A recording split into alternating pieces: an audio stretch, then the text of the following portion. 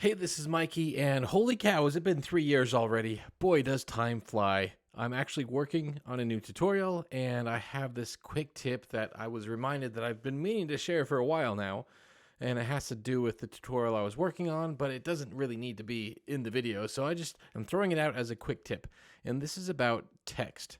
So what I have here is a text animation, and the issue I'm having is I'm animating everything by the words, but I want this explanation point to also follow the same animation style. This is all just text animators where one is coming up at a time.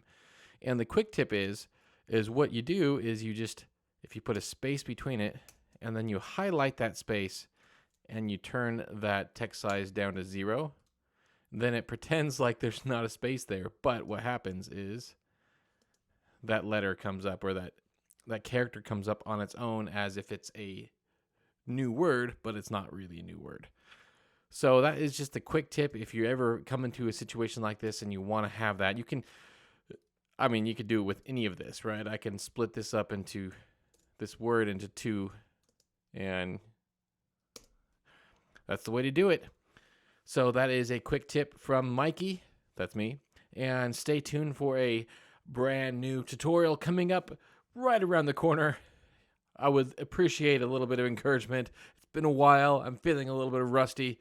So thank you so much for watching, and we'll see you next time.